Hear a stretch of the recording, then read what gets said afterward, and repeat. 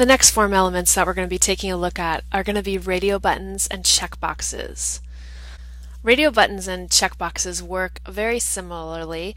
The only main difference is that with radio buttons you can only select one of the group, and with checkboxes you can select multiple items of the group. So a radio button form control allows the user to select exactly one and only one choice from a group of predetermined items. Each radio button in a group is given the same name attribute and a unique value attribute. Because the name attribute is the same, the elements are identified as part of a group by the browser, and that forces the user to only be able to select one of those items. We're going to set up our radio button and checkboxes within the field set for specifics. I'm just going to make an HTML comment here that identifies that this is our radio button segment, and this will just help me to stay organized. Then I'm going to begin by setting up my label, and after the label I'm going to be creating an input element, and the input element is going to have the type set to radio. I'm going to assign the name attribute to match what I'm using as the value in my for attribute of my label, and then I'm going to set up a unique value and ID. And input elements are self-closing, so I'll self-close those, and then I will simply put the text that I want to appear on the page. I'm going to copy my input element and we'll paste this in.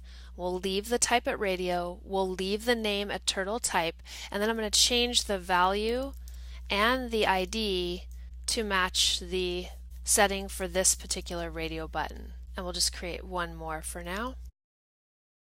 Let's save this, and if we look at it in the browser, you can see that now I have my radio buttons. When I select one, it becomes selected. If I change my mind and click on another one, the one that was selected becomes unselected, and now the new one becomes selected. So with radio buttons, I'm only able to select one at any given time. You can see that by default the radio buttons are going to appear side by side. I'm going to format my radio buttons a little bit differently, and in order to make this easier for me to organize my radio buttons, I'm going to put my radio buttons inside of an unordered list.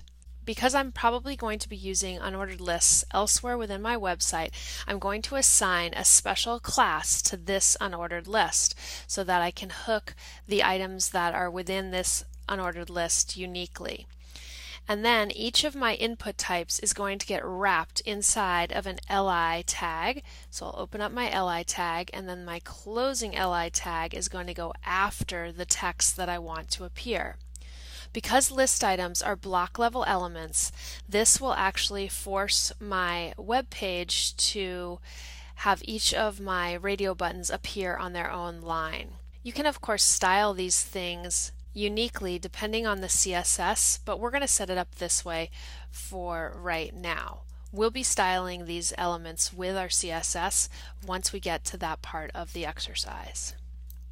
If I save the page now and we go look inside of the browser, you can see that each of my radio buttons is going to appear on their own line, and they are preceded by the bullets. I'm just going to add a couple more choices to my radio set. Alright, if we save and go look in the browser, I should now have 5 choices for my radio set. And I'm not going to worry that the label is up here. The formatting, as I mentioned, isn't going to matter until we get to the CSS.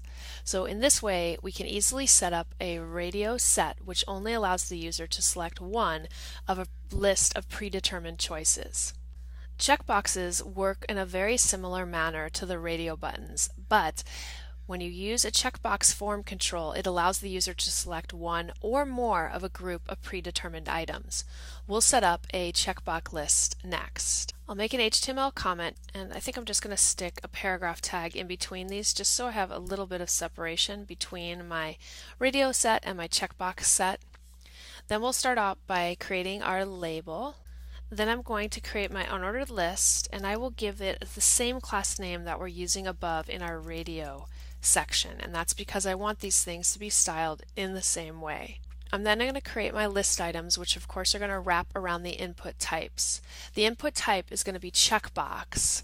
I'm going to have the name match the for attribute in my label section, and then my ID and value. Then I'm going to create my list item. The list item is going to wrap around the input tag, and the type is going to be set to checkbox. The name is going to match the name in the for label so that these things are related. I'm going to assign a unique ID and a unique value, and then I'm going to put the text that I want to display on the page. I'll simply copy this list item and I'll paste it and make some changes for my next checkbox set.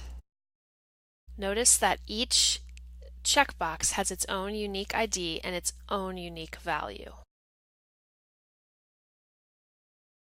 Okay, let's take a look at this in the browser. When I refresh, you can see that checkboxes appear slightly different than the radio buttons. They're going to be square by default. And if I click in the checkbox, you can see that the item becomes selected. Unlike the radio buttons though, when I select multiple checkboxes, they allow me to select multiple choices, not just one like in the radio set.